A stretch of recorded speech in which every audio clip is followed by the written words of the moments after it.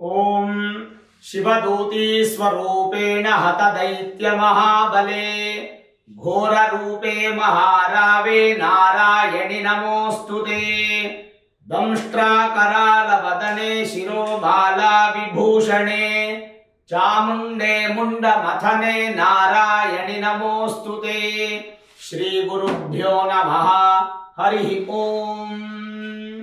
आत्मीय प्रिय प्रेक्षक ಮಿತ್ರರೇ, ನಿಮ್ಮೆಲ್ಲರ ಜೀವನ ಸುಖಕರ ಸಮೃದ್ಧಿಕರ ಲಾಭಕರವಾಗಿರಲಿ ಅಂತ ನನ್ನ ಆರಾಧ್ಯ ದೇವಿ ಹೊರನಾಡು ಅನ್ನಪೂರ್ಣೇಶ್ವರಿಯ ಪಾದಗಳಿಗೆ ನಮಸ್ಕರಿಸ್ತಾ, ಪ್ರಿಯ ಪ್ರೇಕ್ಷಕ ಮಿತ್ರರೇ, ವೃಶ್ಚಿಕ ರಾಶಿಯವರ ಜೂನ್ ತಿಂಗಳ ಮಾಸ ಭವಿಷ್ಯ ಹೇಗಿದೆ ಅನ್ನುವಂಥದ್ದನ್ನ ಈ ವಿಡಿಯೋ ನಾವು ನೋಡೋಣ.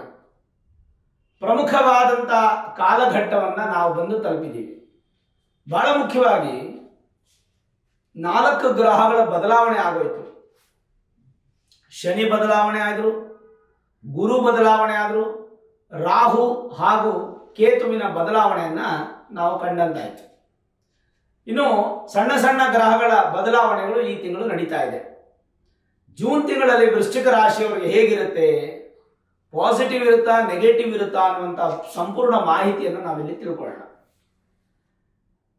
ವೃಶ್ಚಿಕ ರಾಶಿಯವರಿಗೆ ದಶಮ ಸ್ಥಾನಕ್ಕೆ ಅಂದ್ರೆ 10ನೇ ಮನೆಗೆ ನಿಮ್ಮ ರಾಶಿಯಾಧಿಪತಿ ಕುಜ ಬರ್ತಾ ಇದ್ದಾರೆ 6ನೇ ತಾರೀಕು.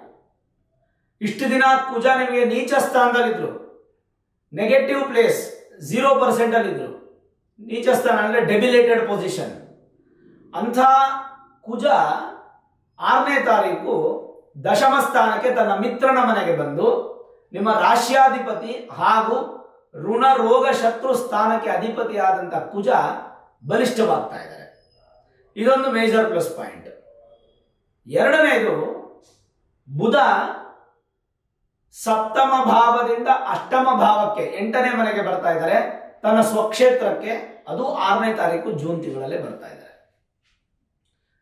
ಇದಲ್ಲದೆ 15ನೇ ತಾರೀಕು ದಶಮಾಧಿಪತಿ ಅಂದ್ರೆ 10ನೇ ಮನೆ ಅಧಿಪತಿ ಆಗಿರತಕ್ಕಂಥ ವಿಶೇಷವಾದಂಥ ಗ್ರಹ ಸೂರ್ಯ, ಅವರು ಸಪ್ತಮ ಸ್ಥಾನದಿಂದ ಅಷ್ಟಮ ಸ್ಥಾನಕ್ಕೆ ಬರ್ತಾ ಇದ್ದಾರೆ. 8ನೇ ಮನೆ ಪಾಪಗ್ರಹ ಬಂದ್ರೆ ಶುಭ ಫಲ, ಸೂರ್ಯನು ಪಾಪಗ್ರಹವೇ. ಇದಾಗಿ ಬುಧ ಭಾಗ್ಯಸ್ಥಾನಕ್ಕೆ 22ನೇ ತಾರೀಕು ಬರ್ತಾರೆ. ಇನ್ನು ಶುಕ್ರ 29ನೇ ತಾರೀಕಿಗೆ 7ನೇ ಮನೆಗೆ ಬರ್ತಾರೆ. ಅದು 29 ಅಂದ್ರೆ ಈ ತಿಂಗಳು ಕಳೆದಂಗೆ ಲೆಕ್ಕ, ಬರೋ ತಿಂಗಳಿಗೆ ಆ ಫಲ ನಿಮಗೆ ಸಿಗುತ್ತೆ. ಇದು ಗ್ರಹಗಳ ಬದಲಾವಣೆ. ಆದ್ರೆ ನೋಡಿ, ಬುಧ ಬಂದು ತನ್ನ ಸ್ವಕ್ಷೇತ್ರಕ್ಕೆ ಬರ್ತಾ ಇದ್ದಾರೆ. ಬಂದರೂ ಸಹ ನಿಮಗೆ ಬುಧನ ಬಲ ಹೆಚ್ಚು ಬೇಕು ಅಂದ್ರೆ 21ನೇ ತಾರೀಕು ಬುಧ ಜಯಂತಿ ಇದೆ. ಅವತ್ತಿನ ದಿನ ಬುಧನನ್ನ ಆರಾಧನೆ ಮಾಡುವಂಥದ್ದು, ಬುಧ ಗ್ರಹಕ್ಕೆ ಪೂಜಾ ಪ್ರಾರ್ಥನೆಗಳನ್ನು ಮಾಡುವಂಥದ್ದು ಬಹಳ ವಿಶೇಷ. ಸರಿ, ಹಾಗಿದ್ರೆ ನಾವು ಮಾಸ ಭವಿಷ್ಯಕ್ಕೆ ಬರೋದಾದ್ರೆ, ನಿಮ್ಮ ರಾಶಿಯಾಧಿಪತಿ ಹಾಗೂ ಋಣರೋಗ ಶತ್ರುಸ್ಥಾನಾಧಿಪತಿ. ರಾಶಿ ಅಂತಂದ್ರೆ ನಿಮ್ಮ ಶರೀರ ಅಂತ ತಗೊಳ್ಳಿ.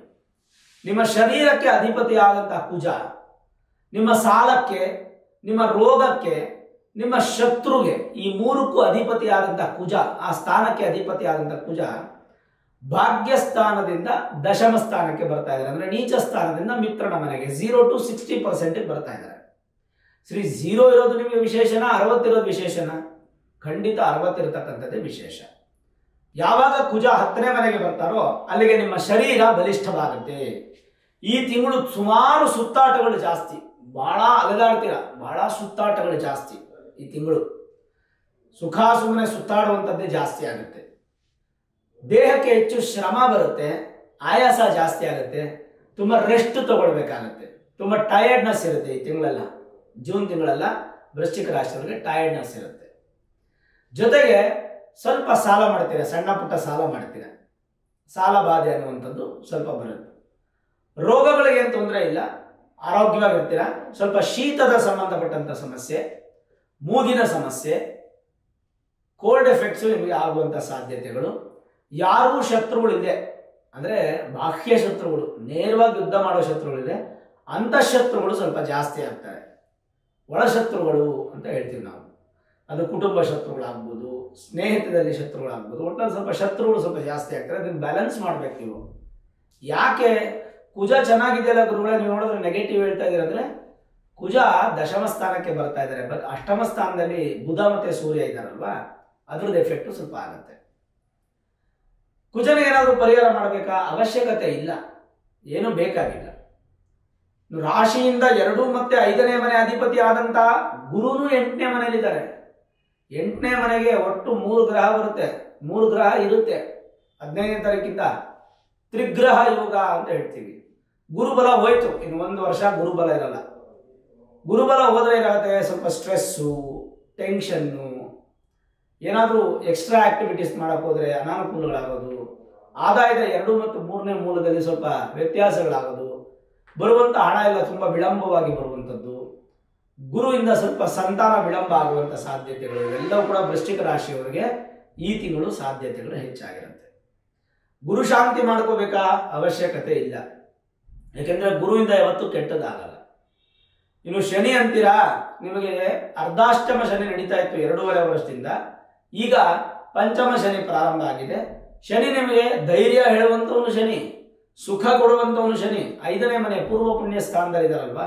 ಹಾಗಾಗಿ ಸ್ವಲ್ಪ ಮಟ್ಟಿಗೆ ನಿಮ್ಮ ಆಸ್ತಿ ವಿಚಾರಗಳಲ್ಲಿ ಸ್ವಲ್ಪ ಮಾತುಕತೆ ಆಗುವಂಥದ್ದು, ಹಿರಿಯರ ಆಸ್ತಿ ನಿಮಗೆ ಬರುವಂಥ ವಿಚಾರದಲ್ಲಿ ಸ್ವಲ್ಪ ಮಾತಿನ ಚಕಮಕಿ, ದಾಯಾದಿಗಳ ಕಲಹ, ಅಣ್ಣ ತಮ್ಮಂದರ ಜಗಳಗಳು, ಇದೆಲ್ಲ ಬರುವಂಥ ಸಾಧ್ಯತೆಗಳು ಹೆಚ್ಚಾಗಿರುತ್ತೆ.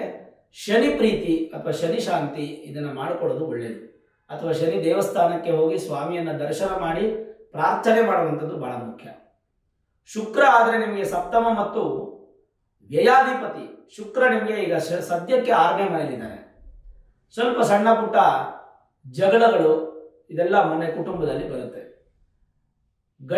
ಗಂಡ ಹೆಂಡತಿ ಮಧ್ಯೆ ವೈಮನಸ್ಯಗಳು ಇತ್ಯಾದಿಗಳು ಬರುವಂಥ ಸಾಧ್ಯತೆಗಳು ಕೂಡ ಈ ಒಂದು ಜೂನ್ ತಿಂಗಳಲ್ಲಿ ಜಾಸ್ತಿ ಇರ್ತಕ್ಕಂಥದ್ದು ನೋಡ್ಬೋದು. ಸುಖ ಸುಮ್ಮನೆ ಕೋಪ ಬರುವಂಥದ್ದು, ಕೆಲಸ ಹೆಚ್ಚಾಗಿ ಸ್ಟ್ರೆಸ್ ಜಾಸ್ತಿ ಆಗುವಂಥದ್ದು, ಡಿಪ್ರೆಸ್ ಆಗುವಂಥದ್ದು. ಹಾಗಾಗಿ ಸ್ವಲ್ಪ ಮಟ್ಟಿಗೆ ಮೆಡಿಟೇಷನ್ನು, ಯೋಗ ಇತ್ಯಾದಿಗಳನ್ನು ಮಾಡಲೇಬೇಕು ಈ ಜೂನ್ ತಿಂಗಳಲ್ಲಿ. ನಿಮ್ಮನ್ನು ನೀವು ನಿಗ್ರಹ ಮಾಡಿ ಇಟ್ಕೊಳ್ಬೇಕು, ಅದು ಬಹಳ ಮುಖ್ಯ. ಶರೀರ ಬಲಿಷ್ಠ ಮಾಡಿಟ್ಕೋಬೇಕು, ಶನಿ ದೇವಸ್ಥಾನಕ್ಕೆ ಹೋಗಿ ಬರಬೇಕು, ಶನಿ ಶಾಂತಿ ಅಥವಾ ಶನಿ ಪ್ರೀತಿ ಮಾಡಿಕೊಳ್ಳೋದು ಬಹಳ ಉತ್ತಮ. ಇನ್ನು ಲಾಭಾಧಿಪತಿ ಹಾಗೂ ಅಷ್ಟಮಾಧಿಪತಿ ಬುಧ ನಿಮಗೆ ಸ್ವಂತ ಮನೆಗೆ ಬಂದು 80% ಸ್ಟ್ರಾಂಗ್ ಆಗ್ತಾರೆ. 6ನೇ ತಾರೀಕಿಂದಲೇ ನಿಮಗೆ ಅಪ್ಲೈ ಆಗುತ್ತೆ.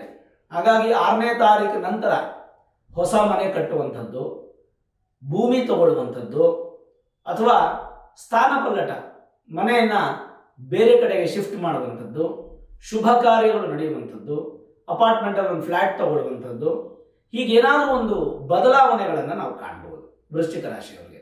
ಲಾಭಾಧಿಪತಿ ಅಷ್ಟಮದಲ್ಲಿದ್ದಾರೆ, ಅಷ್ಟಮಾಧಿಪತಿ ಅಷ್ಟಮದಲ್ಲೇ ಇದ್ದಾರೆ, ಅಂದರೆ ಬುಧರಿಂದ ಒಂದು ಸ್ವಲ್ಪ ಸ್ವತಂತ್ರವನ್ನು ನಾವು ಪಡಿಬೋದು. ಬುಧ ಅಂತಂದರೆ ವ್ಯವಹಾರ, ಸ್ವತಂತ್ರ, ಇಂಡಿಪೆಂಡೆಂಟ್ ಅಂತ ಹೇಳ್ತೀವಿ ನಾವು.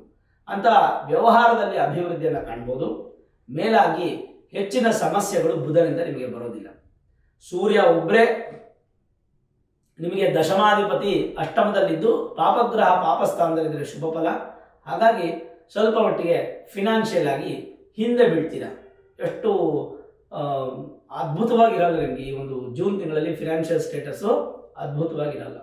ಹಾಗಾಗಿ ಈ ಜೂನ್ ತಿಂಗಳಲ್ಲಿ ಯಾವ ಕಾರಣಕ್ಕೂ ನೀವು ಮರಿದೆ ಶನಿ ಶಾಂತಿ ಅಥವಾ ಶನಿ ದೇವಸ್ಥಾನಕ್ಕೆ ಹೋಗಿ ಬರುವಂಥದ್ದು ಅಥವಾ ಶಿವನ ದೇವಸ್ಥಾನಕ್ಕೆ ಹೋಗಿ ಪ್ರಾರ್ಥನೆ ಮಾಡುವಂಥದ್ದು ಪ್ರತಿನಿತ್ಯ ಮಾಡಿದ್ರು ಉತ್ತಮ, ವಾರಕ್ಕೊಂದ್ಸಲ ಮಾಡೋದು ಉತ್ತಮ, ಕನಿಷ್ಠ ಪಕ್ಷ ತಿಂಗಳ 1-2 ಸಲ 1 ಸಲ ಮಾಡೋದು ಬಹಳ ಉತ್ತಮ ಆಗುತ್ತೆ. ಇದು ಬಿಟ್ಟರೆ ಬೇರೆ ಯಾವುದು ಸದ್ಯದ ಪರಿಹಾರಗಳು ವೃಶ್ಚಿಕ ರಾಶಿಯವರಿಗೆ ಇಲ್ಲ. ಜನರಲೈಸ್ ಆಗಿ ನೋಡೋದಾದ್ರೆ ಸರ್ಕಾರಿ ನೌಕರರಿಗೆ ಸಣ್ಣ ಪುಟ್ಟ ವ್ಯತ್ಯಾಸಗಳಾಗುತ್ತೆ, ವ್ಯಾಜ್ಯಗಳಾಗುತ್ತೆ, ಸ್ವಲ್ಪ ಕೋಪ ಜಾಸ್ತಿ ಬರುತ್ತೆ, ಸಿಗಬೇಕಾದಂಥ ಪ್ರಮೋಷನ್ನು ಅಥವಾ ಉದ್ಯೋಗನೋ ಸ್ವಲ್ಪ ಹಿಂಜರಿತ ಆಗುತ್ತೆ.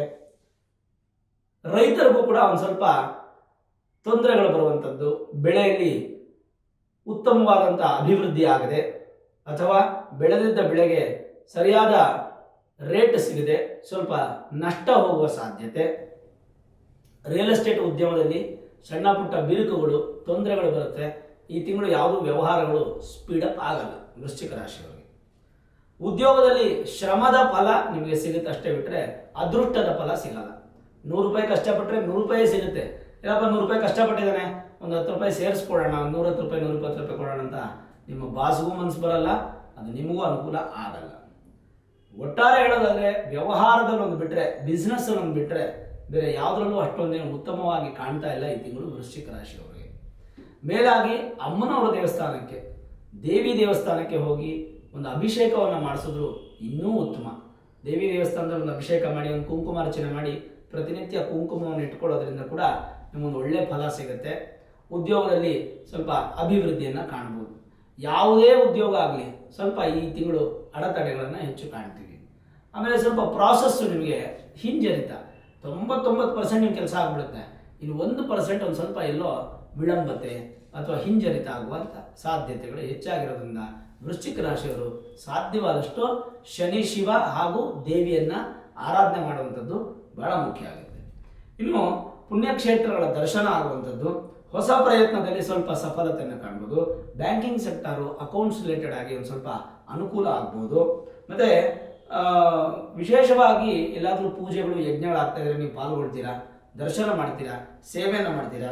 ಪ್ರಯಾಣ ಸ್ವಲ್ಪ ಜಾಸ್ತಿ ಇರುತ್ತೆ, ಸುತ್ತಾಟ ಸ್ವಲ್ಪ ಸುಸ್ತು ಜಾಸ್ತಿ ಆಗುವಂಥದ್ದು, ಏನೋ ಒಂಥರ ಭಯ ಈ ಒಂದು ಜೂನ್ ತಿಂಗಳಲ್ಲಿ ನಿಮಗೆ ಕಾಣುವಂಥ ಸಾಧ್ಯತೆಗಳು ಹೆಚ್ಚಾಗಿರೋದ್ರಿಂದ ಸಾಧ್ಯವಾದಷ್ಟು ಗ್ರೇ ಕಲರ್, ಆಶ್ ಕಲರ್, ಹೊಗೆ ಬಣ್ಣದ ವಸ್ತ್ರಗಳನ್ನು ಅವಾಯ್ಡ್ ಮಾಡಿ ಸಾಧ್ಯವಾದಷ್ಟು ಭಗವಂತನನ್ನು ಆರಾಧನೆ ಮಾಡುವಂಥದ್ದು ಬಹಳ ಉತ್ತಮ.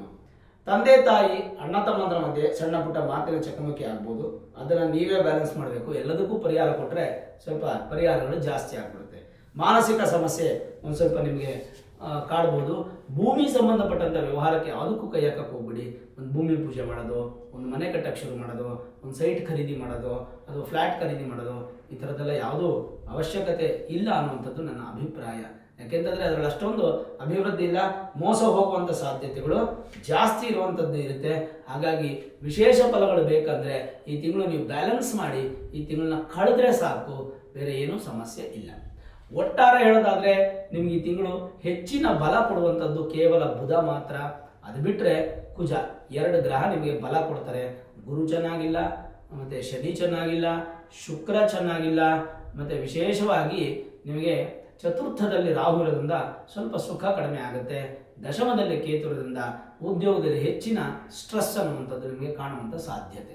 ಮರಿಬೇಡಿ, ನಿಮ್ಮ ಮೂಲ ಜಾತಕವನ್ನೊಮ್ಮೆ ನುರಿತ ಜ್ಯೋತಿಷ್ಯರಿಗೆ ತೋರಿಸ್ಕೊಂಡು ಪಂಚಮ ಶನಿ ಪ್ರಭಾವ ದೊಡ್ಡ ಪ್ರಮಾಣದಲ್ಲಿದೆಯಾ, ಚಿಕ್ಕ ಪ್ರಮಾಣದಲ್ಲಿದೆಯಾ, ಅಕಸ್ಮಾತ್ ದೊಡ್ಡ ಪ್ರಮಾಣದಲ್ಲಿದ್ದರೆ ಏನಾದರೂ ಸರಳ ಪರಿಹಾರವನ್ನು ಸೂಚಿಸ್ತಾರೆ, ಅದನ್ನು ನೀವು ಮಾಡ್ಕೊಳ್ಳಿ.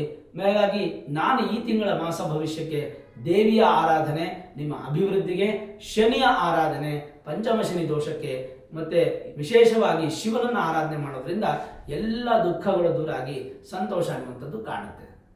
ಭಯ ಪಡೋ ಅವಶ್ಯಕತೆ ಇಲ್ಲ, ಧೈರ್ಯವಾಗಿರಿ, ಭಗವಂತ ನಿಮ್ಗೆ ಒಳ್ಳೇದೇ ಮಾಡ್ತಾನೆ, ಚಿಂತೆ ಮಾಡೋ ಅವಶ್ಯಕತೆ ಇಲ್ಲ. ಈ ವಿಡಿಯೋ ಇಷ್ಟ ಆಗಿದ್ರೆ ಲೈಕ್ ಮಾಡಿ, ಶೇರ್ ಮಾಡಿ, ಮುಖ್ಯವಾಗಿ ನಮ್ಮ ಚಾನೆಲ್ಗೆ ಸಬ್ಸ್ಕ್ರೈಬ್ ಮಾಡಿ, ಬೆಲ್ ಐಕಾನ್ ಅನ್ನು ಪ್ರೆಸ್ ಮಾಡಿ. ಪ್ರತಿನಿತ್ಯ ನಾನು ಪೂಜೆ ಮಾಡುವಂತಹ ನನ್ನ ಆರಾಧ್ಯ ದೇವಿ ಹೊರನಾಡು ಅನ್ನಪೂರ್ಣೇಶ್ವರಿಯ ಆಶೀರ್ವಾದ, ಅನುಗ್ರಹ ಸದಾಕಾಲ ಮತ್ತೊಮ್ಮೆ ನಿಮ್ಗೆ ಸಿಗಲಿ ಅಂತ ಪ್ರಾರ್ಥನೆ ಮಾಡ್ತಾ, ಸರ್ವೇ ಜನಾಃ ಸುಖಿನೋ ಭವಂತು, ಸಮಸ್ತ ಸನ್ಮಂಗಳಾನಿ ಭವಂತು.